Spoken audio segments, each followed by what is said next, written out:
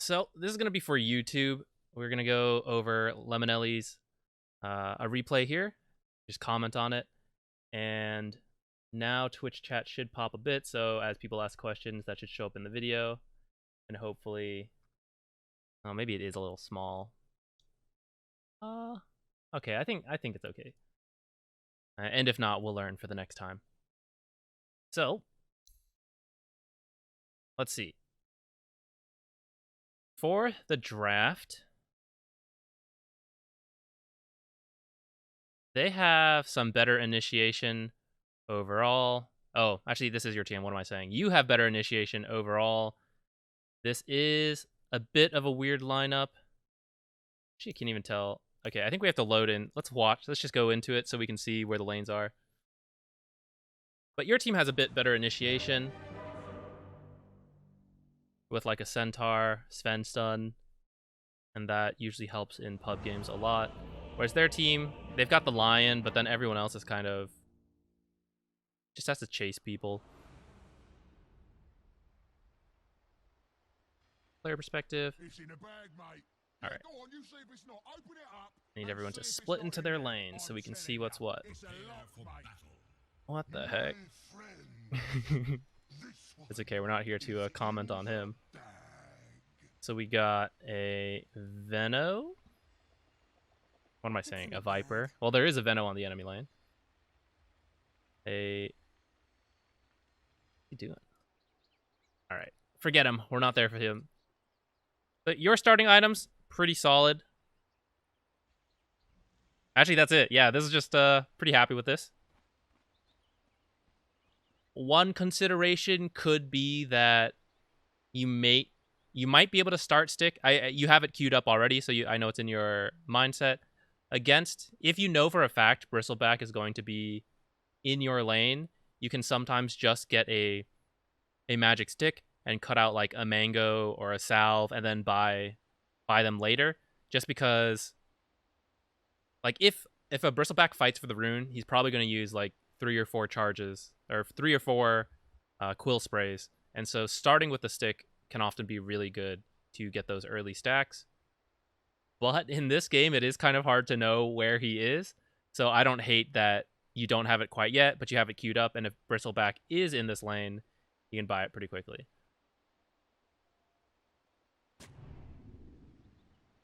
Okay. I think you were deciding where to put the ward. I think this is a fine spot to place it.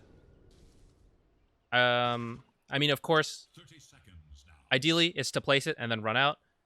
But while you were deciding, I think that's fine. Did I miss you click him?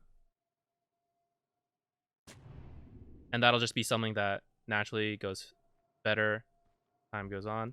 It looks like you're clicking him. I can't tell if you... It didn't seem to like change down here or not. I don't know why. Okay, if you click him again though, he's like not changing this. Do you use the setting where the unit query like pops up over here? Oh, this kind of... What's going on here? We got 3 heroes down here. It's an adventure. Okay, I'd be a little careful here. Someone might die.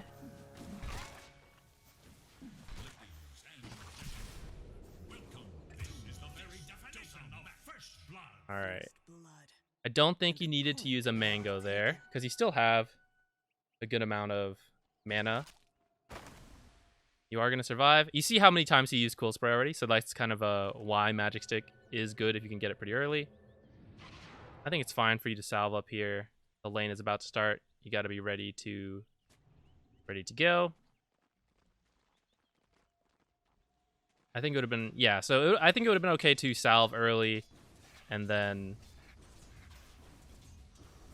just buy another one. Be a little careful. You are at half health. I'd use your Tanga to cut one of these trees. Now you know your lane's going to push, so you might have to pull.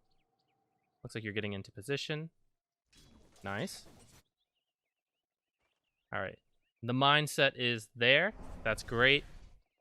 And then as you... Because I know you're pretty new to the game. As you get used to it, you'll get a better feel for the timing, so know that... Like right now, you walked over and then you waited a little bit for the right time. In the future, I think you'll have a better grasp to get there as you're needed, so you don't spend time waiting. But for now, that's fine. What matters more is that you knew to pull, and with that part, that's what I really care about. Now you're probably gonna die here. Yeah. So here you have an option. As soon as you get hit by this slow, you can choose to teleport back to this tower right now, because neither of them has a way to cancel TPs, and this slow is really strong.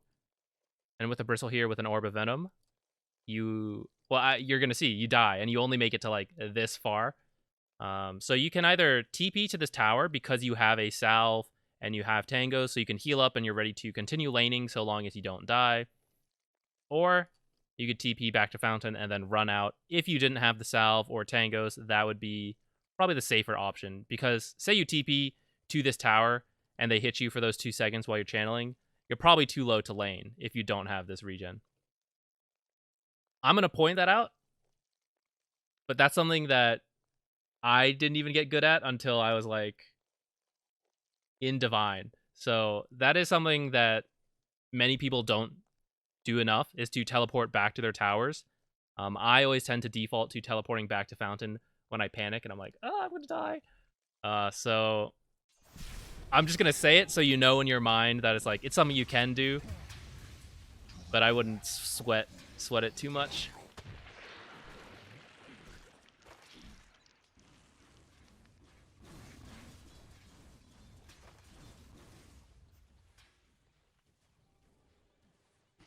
Okay, you're walking back to lane. I think that's good because I don't think you're needed here right now. I think they're low enough. So he's playing very safe. Viper is waiting for you, but they're both low enough where I feel that Viper can be up here getting XP. And so I don't feel like you are quite needed here yet. You got your stick queued up.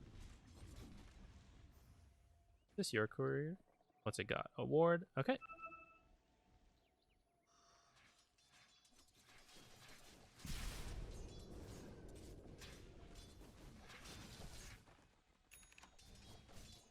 You could probably pull right here. This lane is balanced. They have 4 creeps. You have 4 creeps. So if you were to do this pull right now, well, in like 2 more seconds, that would work. You could use your tango to break this tree, pull the creeps over here, and you're all good.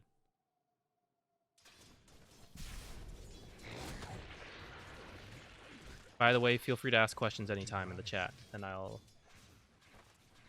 try to keep my eye on it. Right now, you guys aren't going to take the tower because you and Viper are not tower takers. So while it's under their tower, and I think you're getting in position to do it, so I'll just keep going back to your perspective. But this is exactly the time you want to be considering pulling.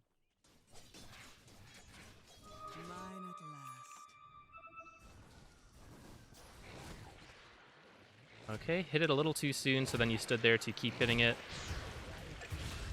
Unfortunately, he died. I don't think that's your fault. You have the ward up. You know, I think this is a... Ooh, nice. Saving that courier.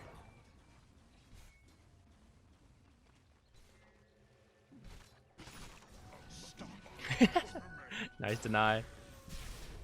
You guys might be able to kill him.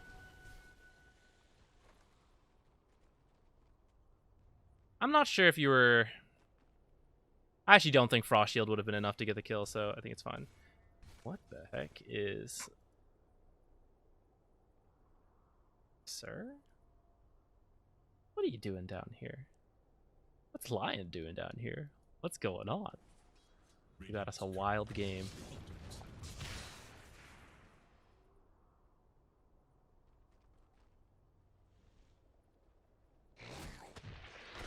Alright, so... even if you get this kill, take a look at the minimap right now. You got 3 people chasing in this jungle for the kill. There is a bristleback here. But this Venomancer is farming this lane by himself. Not being contested at all. And all their creeps that die, all the experience is going to nothing.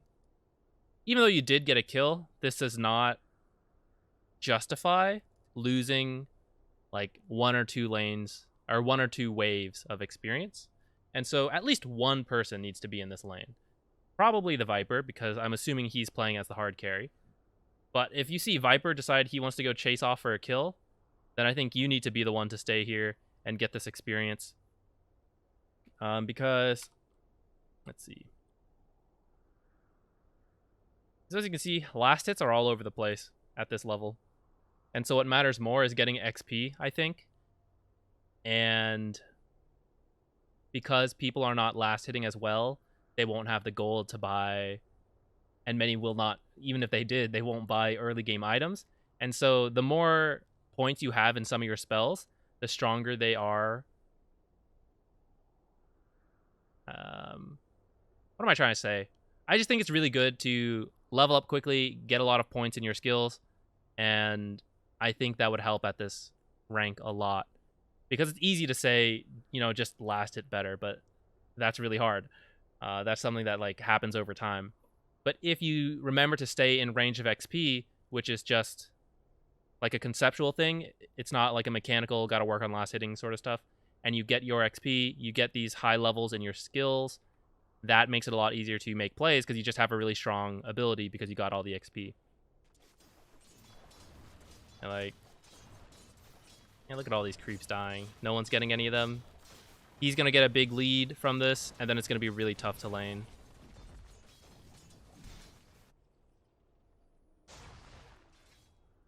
Back to you.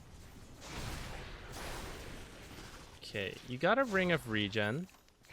I'm guessing this is to try to deal with some of the damage from Venomancer. Okay, you got the kill on Venomancer. I've tried this, where I got a Ring of Regen versus high harass heroes. I often feel like it's not enough. I kind of feel like extra move speed to avoid getting killed, like to see them coming and being able to dodge away, is better. But if you know you're going to play the lane a lot, then it's kind of okay.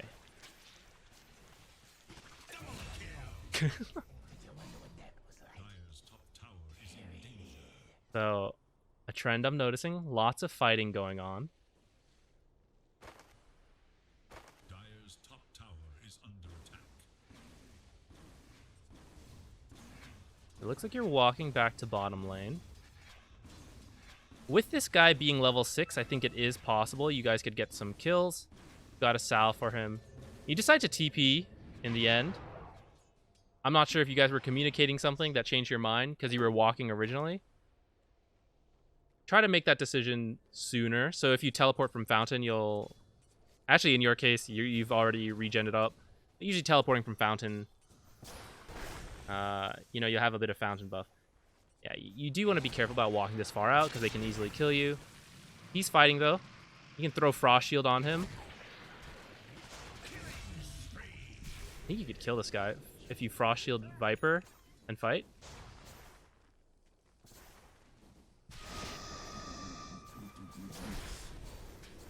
Frost Shield someone. Alright, you're gonna get the kill anyways.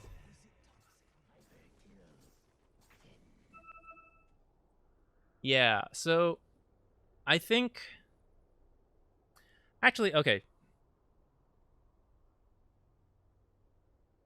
I think move speed is broken in this game. If you're fast, you can kind of get away with anything because you just outrun people. But it's a very high level concept to be able to abuse movement speed and not have stats. And so buying items like Ring of Regen, Wand, Sticks, any kind of stat or passive item, I think that is easier to use. Because if you get boots or a windlace, because they only give you move speed and they don't give you stats, if you end up not making use of that extra move speed to abuse positioning and all of that, then it is kind of a waste. And so, not in a flamey way, but I think if you are new to the game, it is a little easier to actually get Ring of Regen and stats. And then later on, like, consider transitioning to, like, the windlace first. But I actually don't hate the idea of a Ring of Regen in this lane. especially because it's got like a Veno and a Bristleback. You're taking a lot of damage. I think it's not too bad. Usually, I wouldn't recommend a wand so early, but against a Bristleback, I'm kind of okay with it. Usually, I leave it at a stick and 2 iron branches until I've built all the other small items, or until my inventory is like filling up and I have no more space. But you still have like 2 consumables and 2 empty slots. So if this was a stick and 2 iron branches, you would still save 150 gold. But against a Bristleback, I don't mind an early wand. And you do want to make sure you use Frost Shield when fights break out, because Frost Shield's really good. 30% damage reduction is... Actually, pause real quick. Who's got... Okay, so Viper has about 9 armor, which is 35% physical damage resistance. So Frost Shield is the equivalent of like 8 armor, and that's really good. And in fact, because of diminishing returns, an additional 30% on top of like what he has is worth a lot more armor than that. But in general, it's just really good.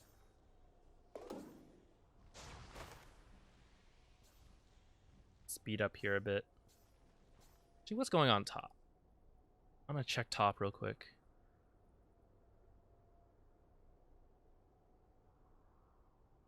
I think usually I would say you should go top.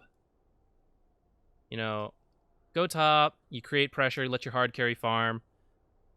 But actually, because this game is weird, right? You have a 4 Sven who's just farming like a carry. Your hard carry is a Viper who is not going to carry the game late, typically. I actually do think it is okay for you to stay in this bottom lane and get kills. Try to work with Viper. Consider buying a lot of regen and consumables so you can keep laning. So like you, I think Tranquils is great, so that way you'll keep fighting. Okay. Get a return kill. Yeah, so if this guy has... Okay, he doesn't actually have a point to Nether Toxin, which is a shame because it has a break, which means it would cancel Bristleback's passive, and it's just generally good because it also just kidding, it no longer does that magic resist stuff. I forgot about that. So maybe he doesn't need a point in this, but the break is still kind of nice. I don't know.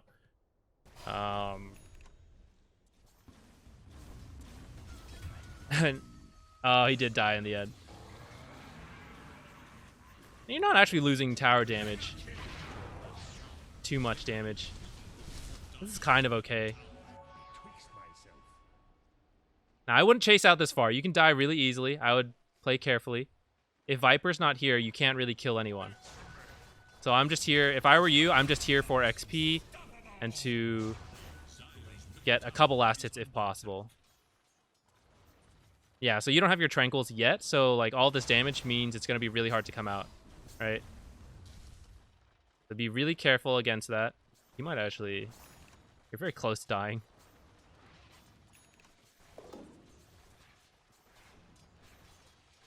Yeah, so I would finish the Tranquils already. Have it come out. Sitting at a bit of gold. Tranquils could be on their way. They would almost be here at this point. And then you'd be full health, ready to fight.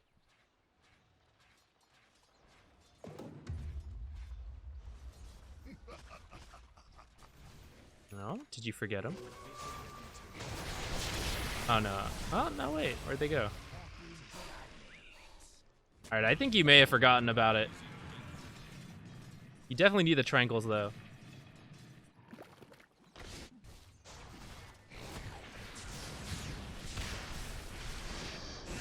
Okay, good. Okay, I think that's the right choice by you in terms of skill usage. I think Sven was... He should have just ulted and fought there. That would have been a kill. This game's a little weird. Because this draft is weird. And I'm trying to make sure that I don't just tell you the typical, like, here's how a high-level player would play it. Because it's not practical in a game like this. When you have, like, a Sven farming, when you have, like, weird Viper, safe lane, stuff like that.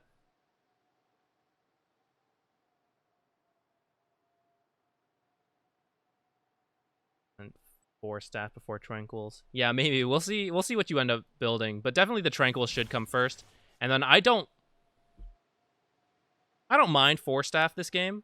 I think Glimmer could also be okay as a way to protect against the Venno and the Lion, but it's not going to feel great against the other 3, except for the fact that, you know, if they don't buy detection, Glimmer's pretty good.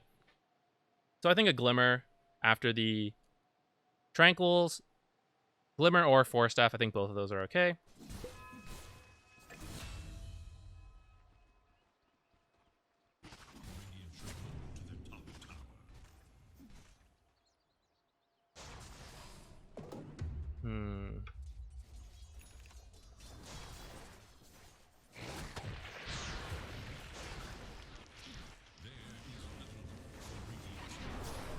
Came down here. Invoker came down here.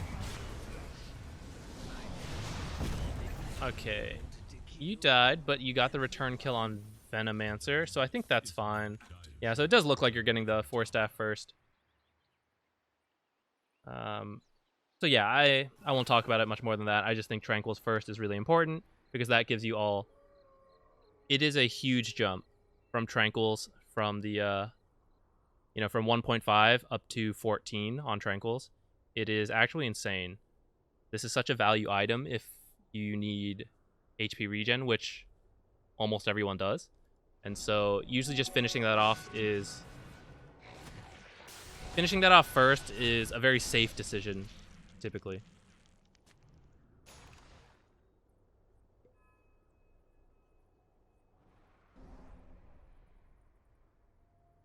I think your team could fight pretty well if you're all together.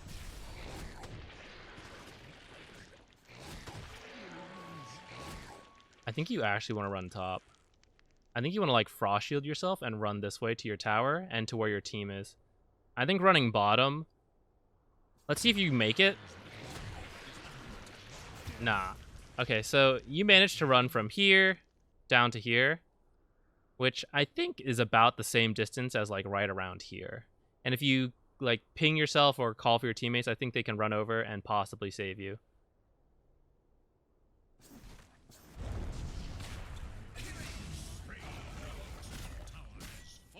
So we lost top tower, but we got mid tower. Kind of okay. I might consider trying... I think what I usually say still applies, where you want to play top and create pressure there. And in these kind of games where everyone's just looking to fight, I think if you make the first move to go top, then the other team will just naturally go there as well, and that favors you. And I think you guys are a little better at fighting early between, like, you know, a Lich, Centaur, versus, say, like a Drow and Lion. You guys are pretty scary with all your burst spells and with your ice armor, all that stuff. Actually, yeah, I think this is okay if no one else on your team is getting it. There's a lot of XP and gold. Okay, you're running bottom.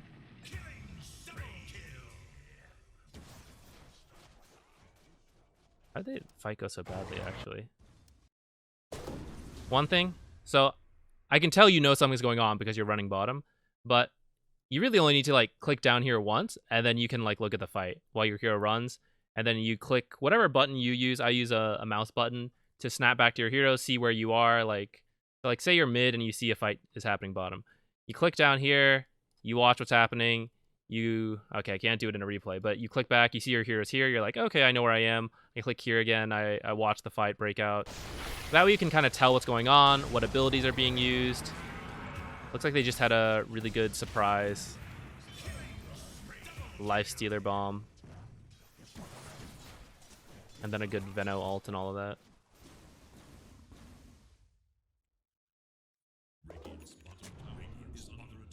Okay, I think this is a good ward.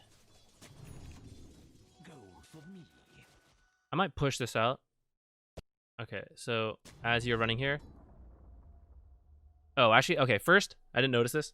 I think the more common Lich build is to go one point in Frost Blast, 1 point in Frost Shield, or save that skill point to see if you need Sinister Gaze. Like, see which one you need in lane and then level it up then. However, I do think defaulting to Frost Shield is probably safer. Second point in Frost Shield. Fourth point, fourth level, you get Sinister Gaze. And then I usually see people max Frost Shield first. It is a very good spell. It lowers the cooldown a lot. Your hero at this stage of the game, you kind of just want someone else to go in first. You protect them, and then you throw out the ultimate. And so you don't need Frost Blast as much as the Frost Shield usually. This is usually better to level up first. And then if it were leveled up first, you could drop it on one of these creeps, and that helps to push out the wave. And it does AoE damage to everyone. It hits the range creep, hits all of these. All of that good stuff. Buffs up that creep a little bit, so it takes a little less damage. That part doesn't matter as much. But yeah, that's usually a skill build I see. And then you want to shove this in a bit. Now, of course, it turns out Lifestealer's running here. We don't always know that. But because your team just lost the fight bottom and we see them all there, we want to shove in mid as quickly as possible so that I can run in, and maybe it'll like do some damage to their tower. Maybe it won't. But the fact that it'll push in forces someone to eventually rotate up here, to make them choose, like, oh, do we keep pushing this bottom tower? Or like, oh, hey, our mid tower, that's dying. Maybe we need to go to that. But if you... like, that only happens if you push out the mid lane. Now, because he's here, actually, it wouldn't have worked. But sometimes they won't be rotating already like that. At this point of the game, by the way, the tier 1 towers can hit a range creep 3 times, and then you hit it once. That usually works for most heroes. It's pretty hard for your team to kill Lifestealer, but everyone else is still possible. Okay, actually, this is a great... look at this minimap right now. You got Invoker here, and you're kind of protecting him a bit. You got Venomancer farming the jungle. You got a Centaur. To be fair, he might be running to a lane, but at the moment he's in the jungle. And a Sven who's in the jungle. And then we look at the lanes. And actually, before we even look at the lanes, let's look at their heroes. Lion in the jungle. This guy in the mid lane. This guy in the jungle. This guy in the jungle. But look at these lanes. Like, they're free for someone to be farming. Dire can be farming this lane, and the Radiant could still be farming this lane. Or vice versa, depending on where the heroes are positioned. So one thing you can do at this rank, I think, that'll help you a lot, is to just remind yourself, look at the map, and if you ever see a lane needs pushing, say it, like, hey, whoever needs farm, right, your carry, like Sven, can you go push top? If he doesn't want to go, then you go. Because just pushing lanes in Dota is really good. Even if you don't understand all the reasons it is good, all you have to know is that it is good. So as long as you can push out lanes safely, like, it's almost never a bad thing to do. Except that supports aren't supposed to be the ones to do it always. Usually you want a core to be doing it so they get farm, all of that. But you can do it, and like, if no one else is doing it, you should do it then. And at this level, a lot of times the cores aren't going to do it. And as we see, they're not doing it. They're all in the jungle, just farming. And that's part of why you're going to feel lost. I think you said that, where it's like, I wasn't sure what to do for a lot of the game. Well, that's because nothing's happening if everyone's farming the jungle. And as a support, it's just like, okay, you guys are farming the jungle, so what do I do now? That's why it feels really bad. And if that's happening, then it's like, okay for you to go push the lane. Got a trusty shovel, that's pretty good. Keen optic, also pretty good. I'll take that. She does a lot of damage at the stage. If you think you're gonna die, I would just throw out spells. Not that it would necessarily save him, but you're gonna die anyways. Just throw out whatever spells you can. Not necessarily your ultimate, because you may want to save that because you're about to respawn, and that would be off like cooldown. But your other skills are usually low cooldown enough that if you're gonna die, just throw them out, do a little bit of damage to the enemy. All of that jazz. Okay, you got the tome. What's your talent? 100 cast range, that's good.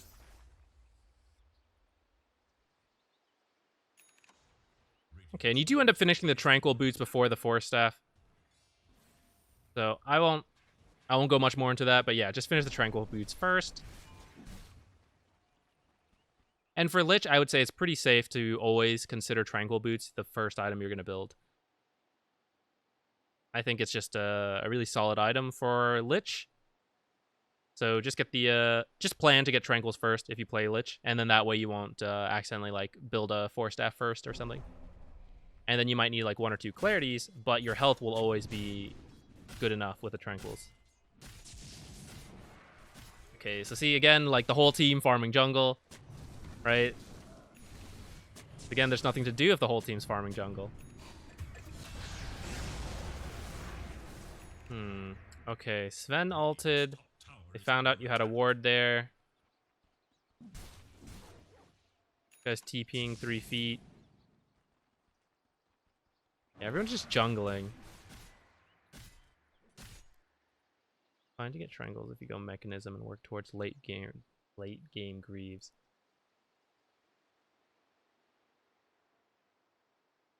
If you want to get mechanism, then yeah, you usually want arcanes.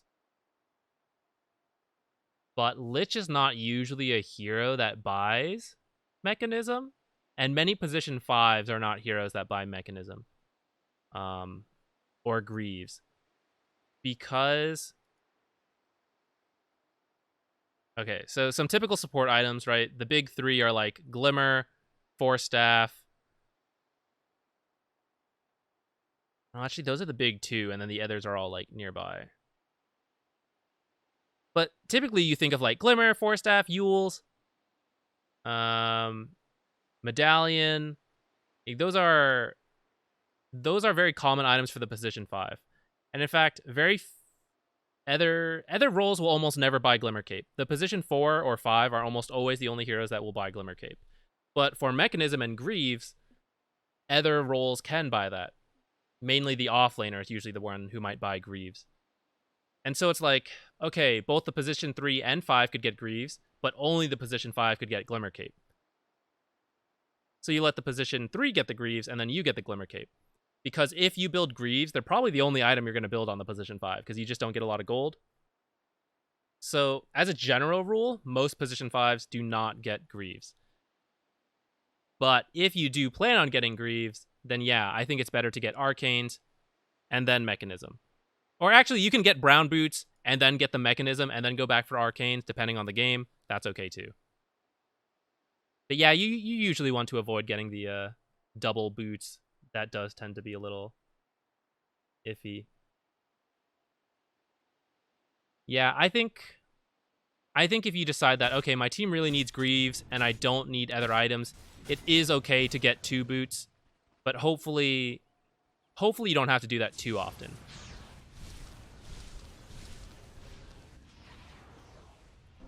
Okay, so you are defending a lot of towers, and I think that's really good.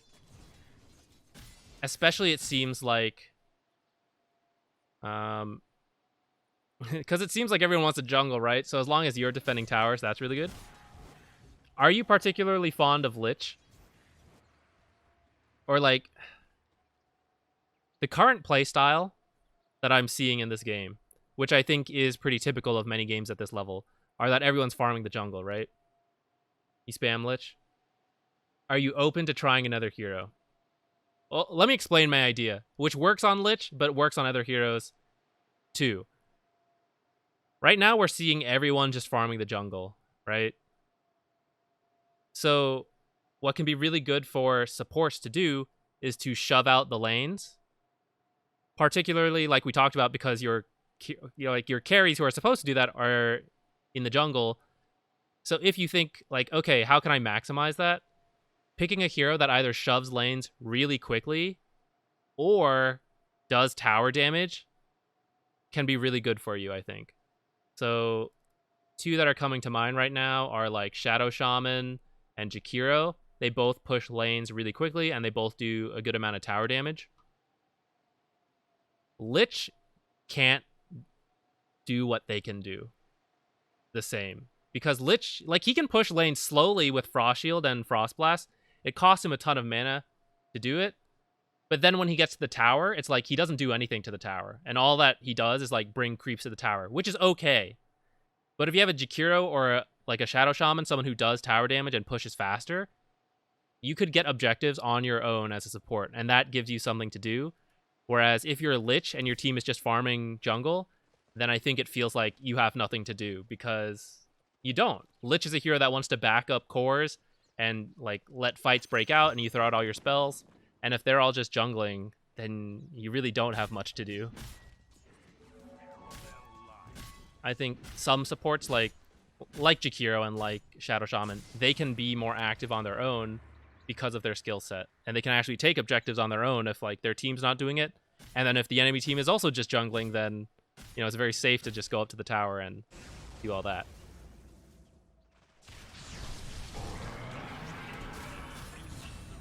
I can't believe that worked. Okay, so I like that you Frost Shield to kind of like deal with those creeps a little bit. I kind of can't believe they actually get a kill on Lifestealer. Let's see how this fight breaks out. Okay, so something is like finally happening, right? The 5 of you get this kill or two. Unfortunately, he dies. They're all diving a little hard. I think you feel pressured to like go join them, but actually I think if you just push the lane, that's okay too.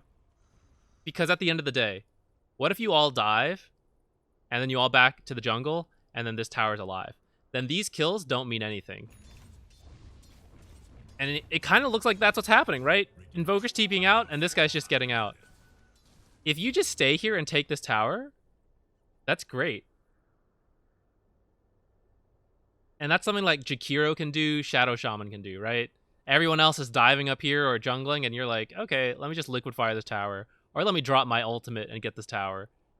But like, you guys just won a...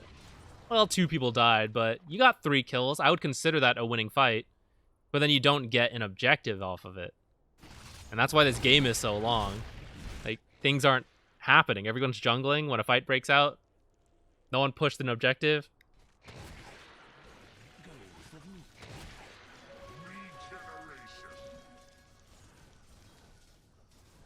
So if you're scared, I mean, you're just auto-tagging, so I guess you're not scared. I think it's funny you use the spell after most of the creeps died. So usually, if you're... What I was going to say. So if you're scared as a support, what you can do, throw the spell like a Frost Shield, throw out a Frost Blast, and then hide in the trees. If you're too scared to, like, auto-attack and stuff. And that's okay, because you're still pushing the lane, you're playing it safe, that's all good. This is why Lich is like not the best at pushing, because you'll probably miss a lot of those last hits, which is unfortunate. But then some supports like Jakiro and Shadow Shaman, they tend to get a lot of the last hits the way their burst spells work. You like cast it and you can run away. And the spell gets a lot of last hits. Well, Jakiro can do it. Shadow Shaman's the burst is just really high, and so he like does it and gets all the last hits and then runs into the trees. But that's something really good to do instead of like... If you're really scared of dying, instead of just like waiting completely, like throw the spell and then hide. Now you guys are pushing up.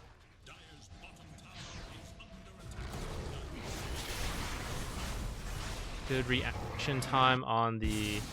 Let's slow down a little. So, good to have the sentry. You throw out the ultimate. Ooh, that blade mail.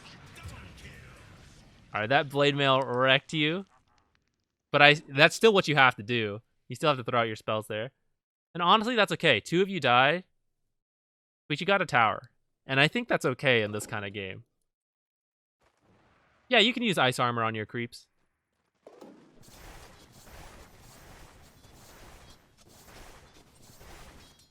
So you're going to finish the Force Staff. Oh, to go back to one of your earlier questions about always putting items on the same hotkey. Maybe this is too hardcore.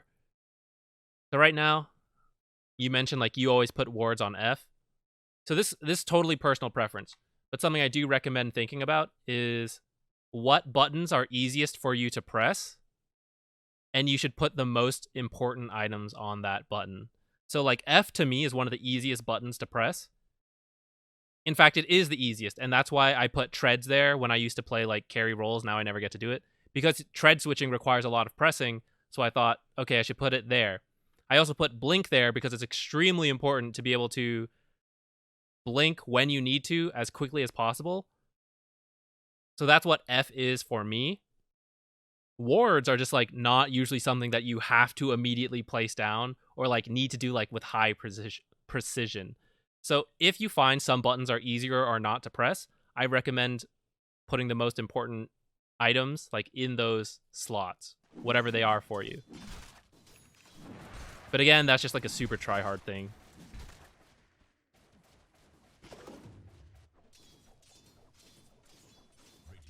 Do you guys have all the tier 1 towers now?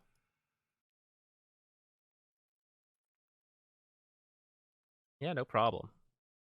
I can even go more hardcore into hotkeys if you want, but at the end of the day, I do think it is pretty personal preference.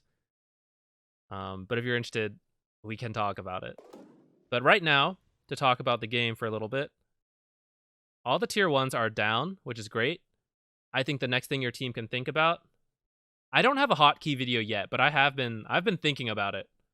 So that might get thrown on the list of videos to make. Your team has all the tier 1s. Oh, I use the tilde for the neutral item. I don't know if that helps you, but that's what I currently use if that helps. I don't think you usually need to press too many neutral items, but some kind of are important, so part of me wishes I didn't pick such a... Tilde's a little weird. Tilde. Whatever.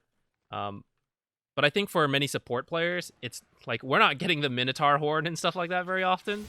So usually it's like, I've got a shovel. And it's not like, man, I really need to critically press this button.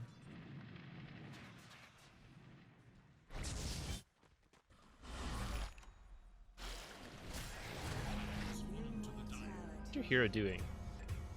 I think you were just kind of like watching the... I think I was actually accidentally clicked on Viper. Let's go back. Okay, so came here. You like ran in here. I'm not sure what's happening right now. Maybe you're typing. We can't see typing, but there is like a fight and stuff going on. So if you see a bunch of them top and you're like, okay, I'm not going to make it to that fight in time to help them, let me go push out mid. That idea of like, if you cannot like contribute to a fight, pushing out a lane is always a good thing to do because it's... You see top, I would be thinking, okay, they're probably dead, and then the enemy team is going to push. So I want to push in a lane, like say mid lane, so that before they can push top, they have to come deal with mid, and that buys my team time.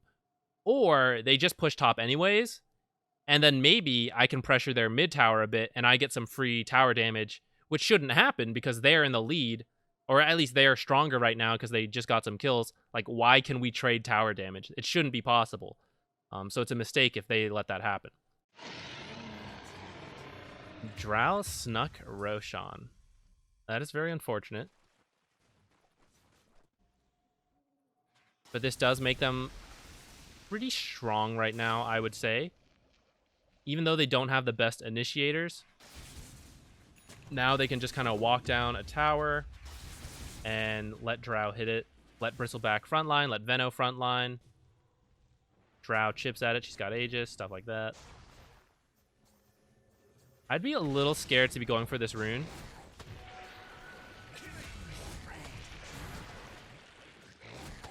Option. Face this way, force staff up here, and then TP out.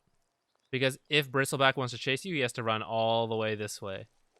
But if you just force staff forward, then Bristleback only has to run this way. So that's a way to like abuse high ground with the force staff. Because you know this guy doesn't have a force staff or a blink, so he can't chase you like that. And he's a hero that, like, some heroes can chase you like that, like Quap, Storm, all of them.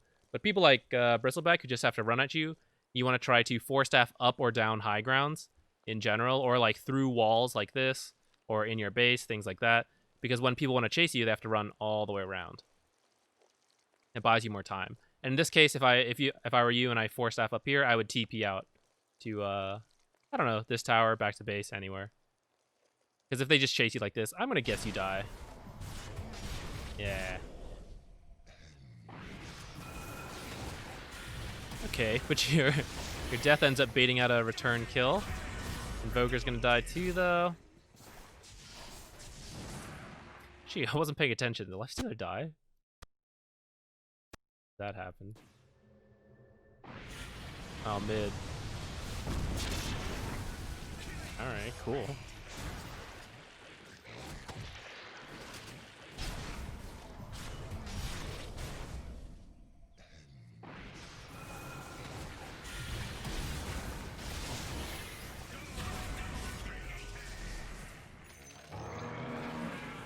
See, this is not what the enemy team wants to do right now when they have Aegis.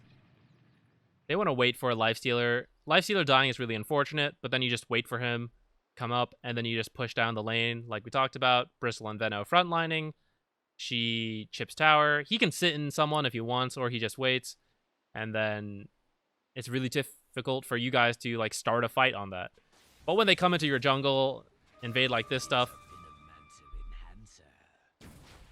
I don't know. Their lineup's not the best for it. Like, who jumps you? The Lion can, but then everyone else, it's kind of like weird.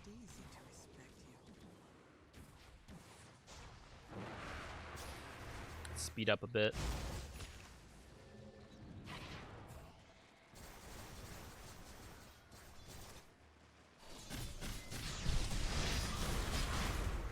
Oh, that's unfortunate. It didn't bounce. I think that idea is okay. I think I might also just be playing it safe, though, if I were you guys. Just because they do have Aegis. You know, if you kill her, she's just going to come back. And yeah, you get the Aegis, but if you die, then they can push. Whereas, if you just wait for them to push up, I think it's a little safer. Speed up again. Okay, you've decided to get mech. What else can you get? The drow. Alright. Right now, everyone needs to push a lane. Run down mid, all 5.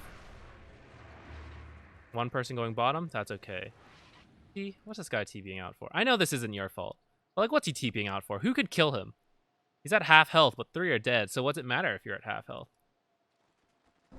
Okay, at least 2 of you can push, though.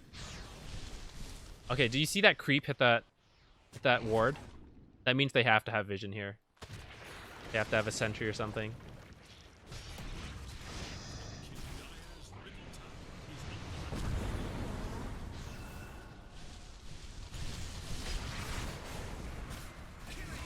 Okay. Decent ults. The bounces aren't going to 10, but that is okay. This cooldown is not the worst. And if it looks like you can get a kill with it, I'm totally on board with just throwing out ultimates. Okay, so don't forget, tower does have vision. And so when you walk up like this tower can see you, place this ward. If you were to walk, say, this way, that is out of tower. And actually, that might not be out of tower. I'm actually not 100% sure, which is what I was going to say next, is that I know it's really hard to know like what the tower sees. So general rule is that you can see that the tower will see at least to its attack range. So at night, it sees just less than this attack range. And in the day, I mean, we can see how far like this tier 2 tower sees to up here. And this mid tower sees to like up here or like all the way over here. So estimating that, this tower can probably see up to about here. And I'm actually not 100% sure, but I'm pretty sure it sees to this wall. So if you want a ward here, you either have to be smoked.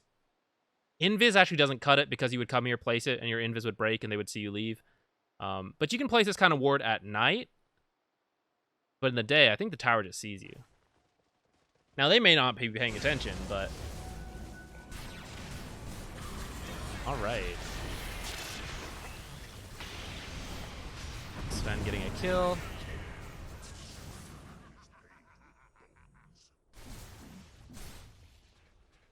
I'm kind of interested because right now you guys have won several fights in a row, and it looks like it's looking pretty good for you to establish a lead. So I'm kind of interested in what's gonna change that this game ends up going for an hour.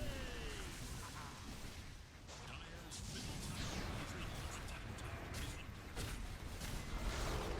middle tower has Radiant's bottom tower is under attack.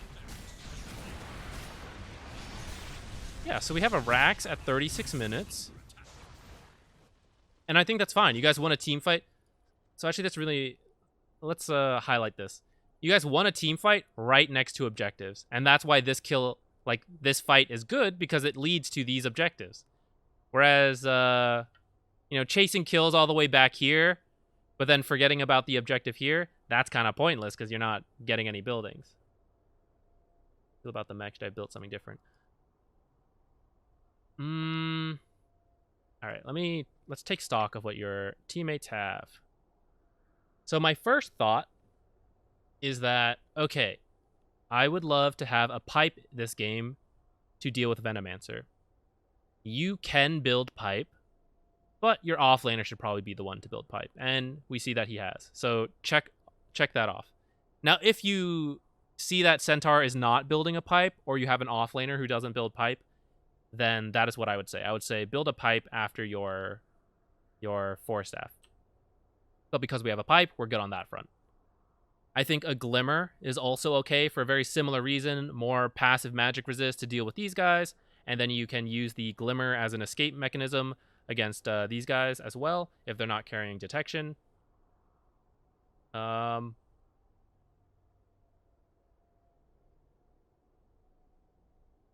mech as a heal is pretty good against Venomancer, and the armor is pretty good against these three. I don't hate the mech. What else could you get?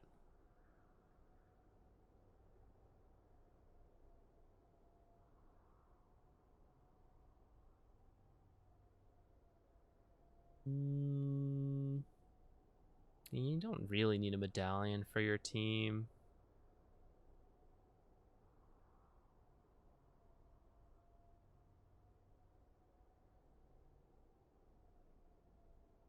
Part of me thinks a Force Staff would be kind of cool. Or no, I'm sorry, not a Force Staff. A Blink Dagger. Because your initiation is Centaur with Blink Stun. But technically, this guy's got Rage. And eventually, it doesn't look like she's building it, but she could get a BKB. And if you see a Centaur blink in, you have... If your reaction times are good, you can pop BKB or Rage before the stun lands. But if you had Blink, I think Fear is faster than, like, Centaur Stomp. Centaur Stomp is, like, quite slow, actually.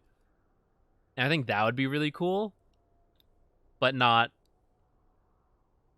I don't know if it's necessarily good. I'm okay with the mech. I think maybe Glimmer would have been my first choice. I'll leave it at that. Oh, Ghost Scepter is also kind of okay. Because that way these three can't kill you. And I know they have a Lion and a Veno, and that's why it, like, doesn't feel that great. But that's sort of what the Glimmer would have been for, to help negate that. So it would have been like Tranquils, Force Staff, Glimmer, Ghost Scepter. The Glimmer protects you from these two. The Ghost Scepter protects you from these two, or these three.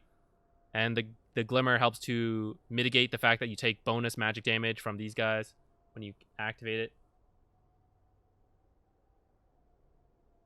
No, it would be to... So let's say you had, like... Let's say you see the Lifestealer here, and if Centaur were to blink stun, there's a good chance that Lifestealer could rage first. But if you, like, blink in the shadows and fear him, or, like, just blink even in sight and then fear immediately, I think fear casts faster than this, like, really slow hoof stomp. So it would just be a method of initiation. Only necessary because they have a Lifestealer who, like, if he rages and infests, it's going to be really hard to kill him. And same with Drow. If she BKBs, it's going to be hard to kill her. But not as hard because she's not as tanky as Lifestealer. But if they didn't have, like, Rage, and then Hoof Stomp is a perfectly fine form of initiation, then you don't really need the blink. Though the blink does let you stay back, which is kind of nice.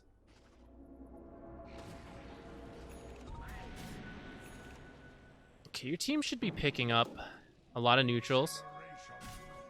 Let's see if you swap, but I think this telescope is better. Okay, first off, it's straight up better than this keen optic. And then you can just swap it with the trusty shovel. Like, use the trusty shovel and then swap in this keen optic, or this telescope. Or if you just carry the telescope at this point, I think that's fine too. But your team is getting new neutrals, and you gotta remember to update it.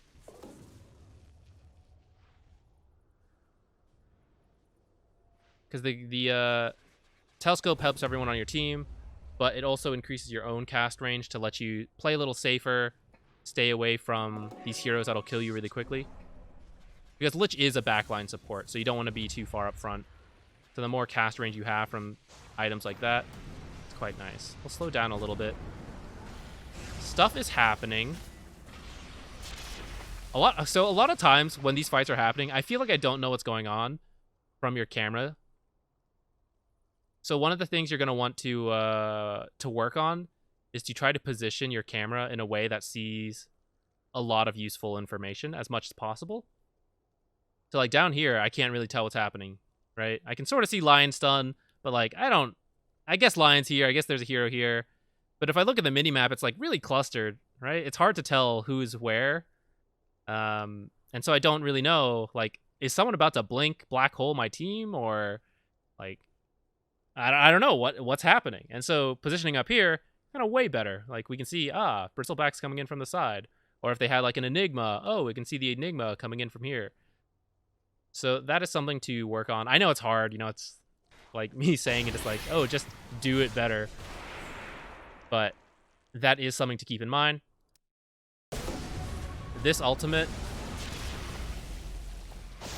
you always want your ultimate to bounce as much as possible.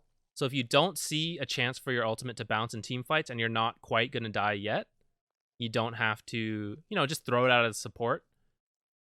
Because it does slow, and it does slow the movement speed and attack speed. And so if you're going to hit someone and it doesn't bounce, you at least want to apply that to a carry.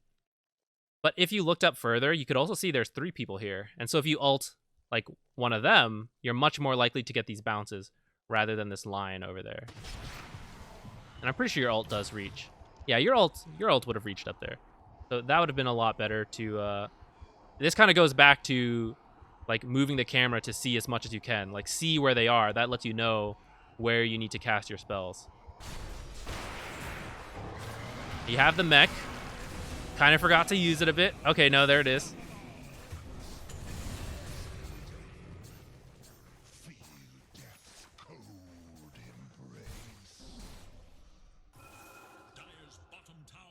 I don't hate Greaves. I think it's actually a decent option this game.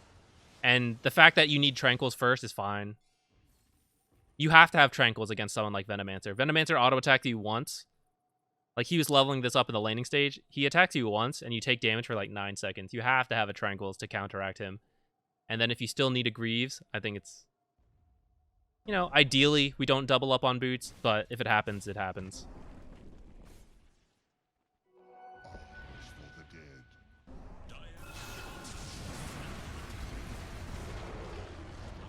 Okay.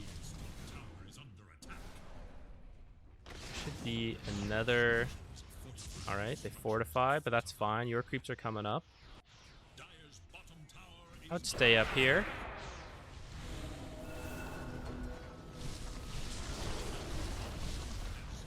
Okay, actually... So you see... I know their heroes are dead, but like as a backline support, what are we looking for? We're looking to like save our carries. Maybe we have to 4-staff them out. But I have no idea, like, if someone's about to blink in on these guys. It's a little unfair because 4 are dead, but I'm just kind of hone in on that idea of, like, I need to position my camera in a way to let me know what I need to do. So if your hero's not moving, that's okay. You can park yourself behind this tree or this tree, and that's it. That's fine. That's a fairly safe position, and then you just watch up here. And suddenly you see, like, a a Tide Hunter start running in a straight line, you kind of know that he's about to like blink Ravage. And that lets you know, okay, let me back up out of the Ravage range, or let me cast Frost Shield real quick and then back out.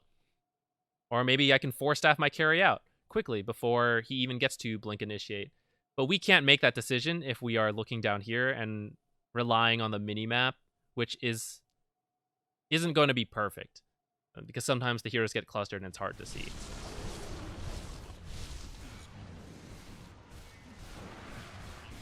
Now this is a little too close. Gotta stay back. You do have cast range. You even have the Keen Optic.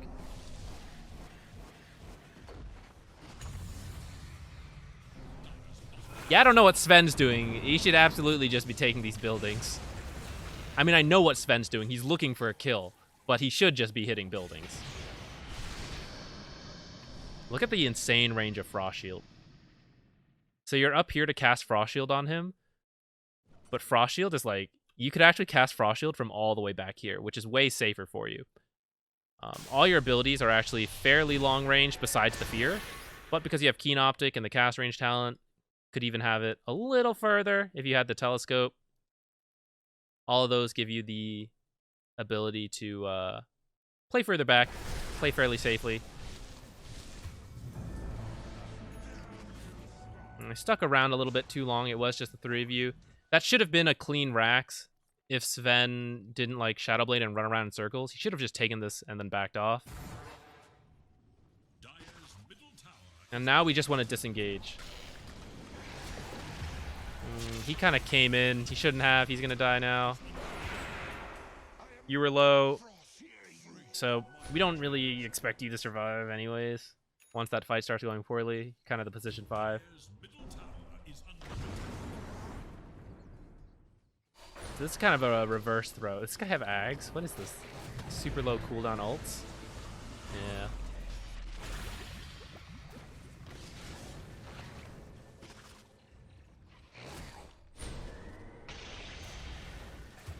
Ooh. Unfortunate. Sven buying back. That's not necessary. That sounds like a way to lose this game. Or to end up taking a really long time. Close it out. If he dies now, which he very well can. Kills Drow again, though.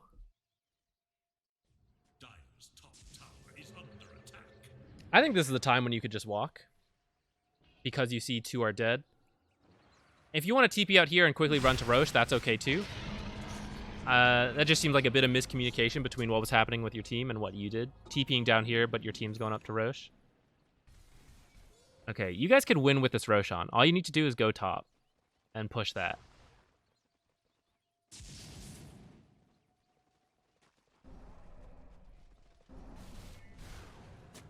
Okay, slowly making our way top. Getting there. Oh, what was your other talents? Okay. Actually, I think the -3 Frost Blast talent is a little better. I don't think... Lich just isn't a hero that auto-attacks that much. And so it's not quite necessary to have the damage. The Frost Blast, applying a slow and attack slow, is a little bit better. It does strain your mana pool a bit, but you do have a Force Staff. You've got the Guardian Greaves. So you have a decent amount of mana. Which you have an empty slot, so I think it's okay to have the Smoke or the Dust in. Just a small nitpicky thing.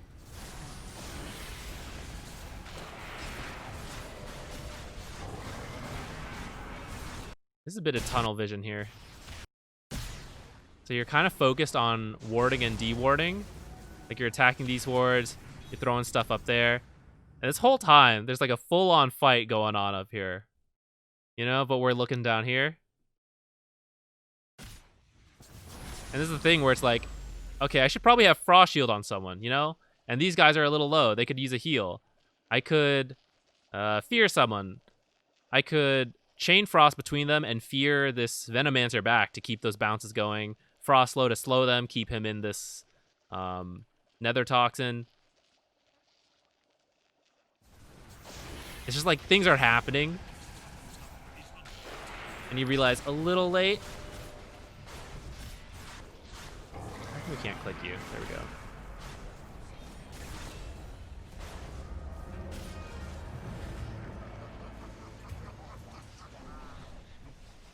She's just like auto-attacking for free. I know you're trying to get out, but you can see that your Centaur is about to die if she's allowed to keep auto-attacking, and you still have your Fear and Frost Blast.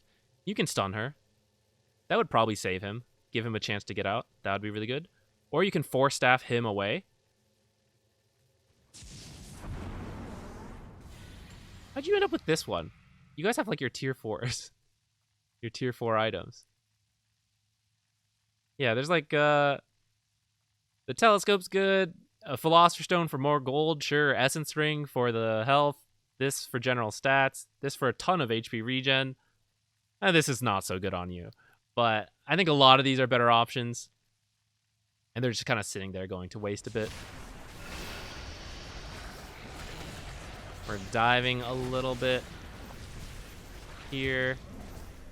Don't forget you can Force Staff him out. Right? As we see this going on, and he's trying to run away, just Force Staff him. It'll buy him time. Maybe he still dies, but at least you'll force the Bristleback and the Lifestealer to run at them. This is so funny. I didn't even realize. So your team is still like doing these crazy fights over here, and this tower is still up. This is just kind of it's again that tunnel vision of forgetting, like, what are we trying to do again? Oh yeah, we need to take buildings to actually win the game.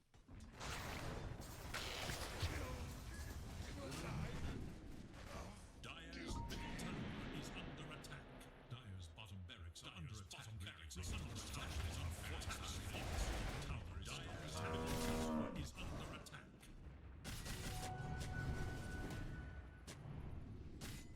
So now, I mean, your game plan hasn't really changed, but you've lost the Aegis, which you guys had earlier. Actually, did you have... I might be crazy. I might have been losing my sense of time. But your game plan is still the same, where it's like, all right, we want to take a fight, get a gank, and then just push top, clear this out, right? It's the only racks we have left. We only need to play top and keep pressuring that. Anytime they have to back off to go deal with bottom or mid lane, that is time for us to quickly pressure, where we are like 5 versus 4 while they have one person dealing with those lanes.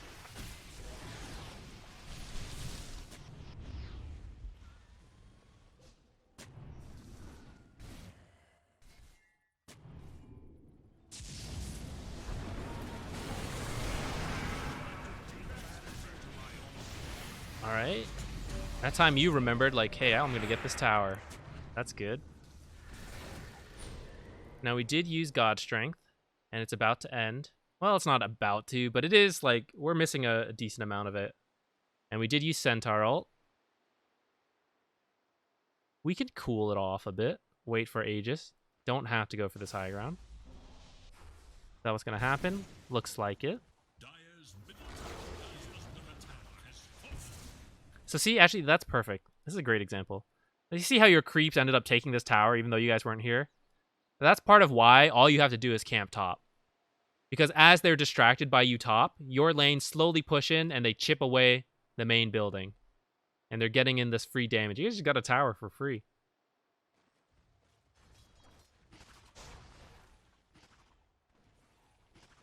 Late game option for you is a Scythe. So instead of Greaves, I think it would have been perfectly fine to have Tranquils, the Force Staff, the Glimmer Cape, the Ghost Scepter, and then start saving up for a Scythe.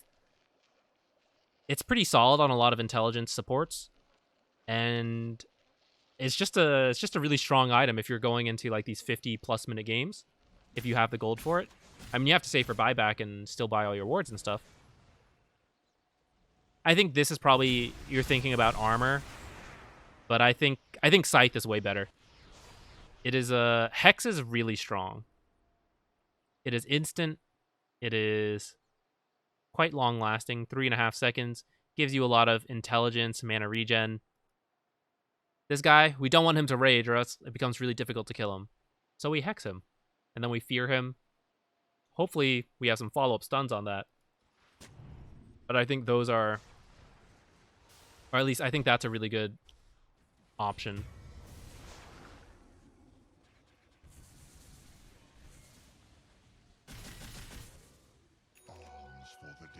Backing off, grabbing runes. Well, I guess Invoker's dead, so it's kind of okay. My worry is just that in this time, someone will get picked off while you guys are split up jungling.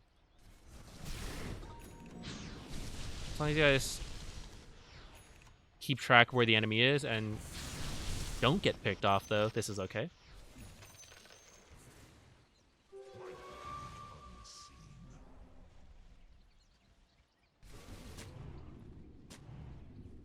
Okay, Roshan is up. At this point of the game, I would much rather you guys get a pick off or a team fight and win that before doing Roshan. But I guess you guys do it pretty fast as well. This might be okay. Enemy team does suspect it, but by the time they react, you have it. So you still need to be with them right now. Like they're dealing with stuff. You know? And you've got the Force Staff, you've got the Fear. This is no joke for a team fight, and this is a team fight item. It's what it is. And so if you're not with a team when something is potentially breaking out, it's kind of bizarre. The intention is good, like, let me go get these runes, but someone even BKB'd as if they're, like, you guys are trying to fight. So you got to stick with them and be ready to, like, help out. Like, maybe you can get a kill there if you fear someone or Sinister Gaze them and pull them in. I'm pushing out this lane. That's good. Your team should just push top.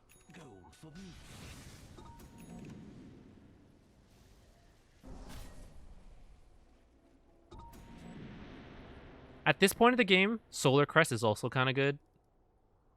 Sven is your carry, essentially. So throwing Solar Crest on him gives him move speed and attack speed, which he really likes because he's a melee carry. Gives him armor so that he won't die so quickly against them. That is another late game option. A halberd to put on Drow and Lifestealer, although it's harder for you to make use of halberd because you're a backline support. You're not going to be in range usually. But I think that could have been good. But the Shivas doesn't do that much for you. You don't, like, in terms of the intelligence, you don't really need that at this point. 200 magic damage, that, you know, doesn't matter that much at this point. But the move speed, that part is quite nice. And the freezing aura is definitely not bad against, like, a lifestealer and stuff. But I don't know. Do you really want them to be attacking you? Not really. You kind of just want to sit in the back. And if they're hitting you, you're probably out of position. Slow down. We're kind of speeding through a lot of these team fights. Now, this is the big team fight. They're really low. We got a Greaves. Might as well use our Shivas. We got it. There we go. Fortunately, this guy's already dead.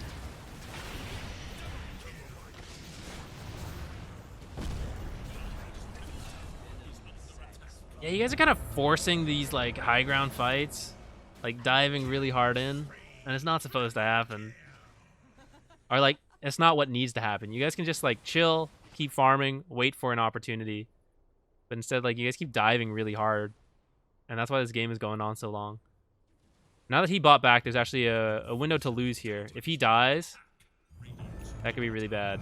In fact, even if he doesn't die, it could be really bad. Maybe gonna delete the Drow. At this point, I'm just, I don't know, maybe I'm telling him to chill. Maybe it's not a big deal. But by the time they get up there, it is going to be a 4-on-3. You guys have to kind of fully regroup. Okay, you're TPing up here.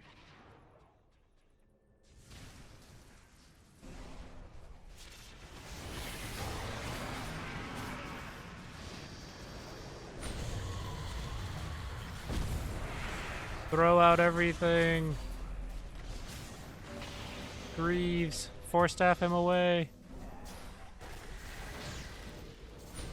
Ult him. It's gonna bounce between all of them. Okay, but by the time you used it, he's dead, you know? There's gotta be a little sooner.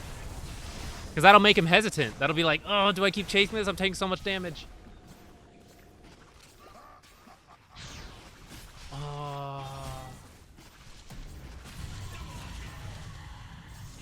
gotta drop the sentry. You got so many of them. Oops, I think that was an accident.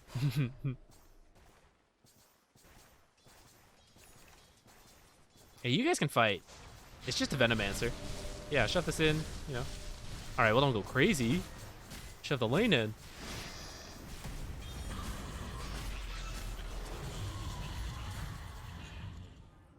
While you guys are distracting top, I mean, this is not the ideal way to distract top, but while this was happening, hey, look at that. Free building damage, right? This is the power of getting racks because it always pushes in your favor. You just need to distract him top. You don't have to force a fight. As soon as you see one person goes to deal with this, that is a better opportunity than diving in a 5-on-5. Because you start the fight with the advantage in numbers, and then hopefully by the time they've run over, like maybe you've killed someone or something like that. Or you don't commit to a fight, and you just force them to stay up top 5 heroes all the time, and then your minions chip that racks down, or the towers and the ancient down.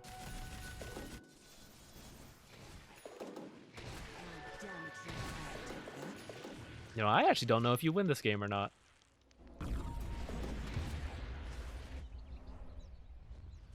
They could very well win.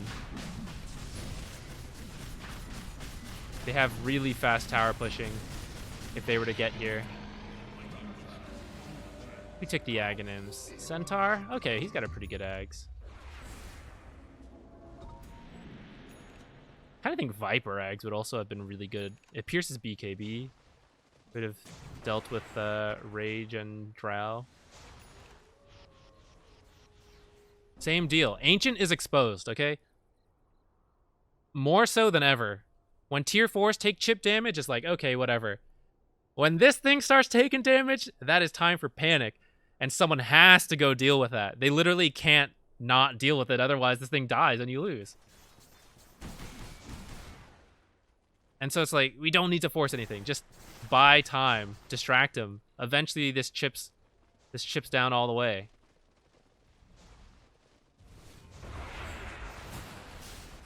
Ooh, careful walking up. They're trapped in their base. They're gonna have a lot of wards and all of that there. This refresher, way more important than the wand at this point. Swap that in. A double chain frost, things like that. That could be massive. Double guardian greaves. Actually, double guardian greaves wouldn't work. But the double ult, double Shivas, that's kind of okay.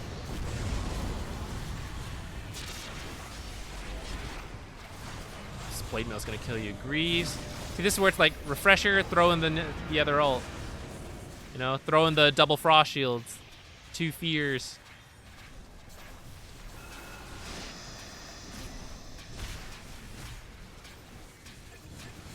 Alright, looks like you guys are gonna win this.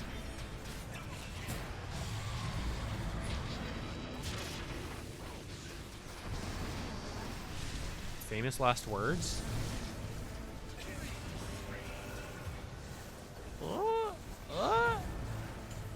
You have so many of these. You gotta drop them in this team fight.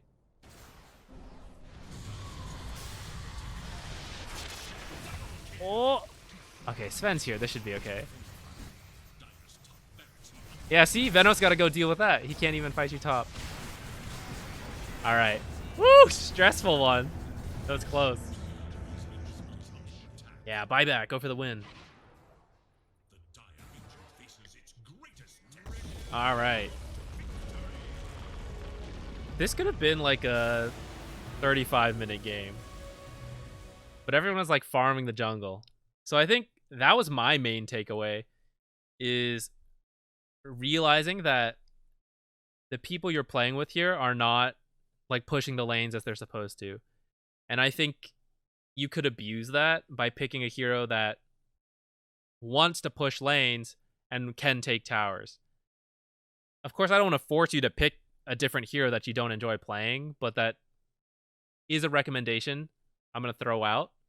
And it's up to you if you want to try one of those heroes or not. Lich can do it. He's just not as good at it because his lane pushing is kind of slow. We already talked about the itemization, how that could have been adjusted a little bit. The Shivas not being so important. I don't mind the Guardian Greaves. It could have been the Glimmer, the Ghost Scepter, but if you want Guardian Greaves, I think that's okay. But this Shiva's I definitely think is not necessary. This could be like a Scythe or a Solar Crest. Those would have been, I think, a lot more impactful. You didn't realize they gave you the... Yeah, if they didn't say anything when they passed it to you, that's okay. Oh, nice. Yeah, so Jakiro will be really nice because when everyone is pushing, or not pushing, that's exactly what they're not doing.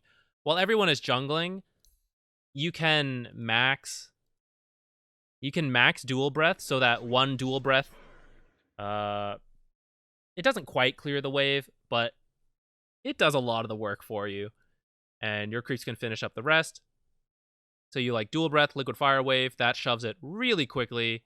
And then you can also then liquid fire the towers and take a lot of free objectives, I think. Now, of course, you don't want to go crazy, never playing with your team or like pushing when it's way too dangerous. But when you see the opportunity, I think it's really good. You can defend your towers with Macropyre if your team's not doing it. All that jazz.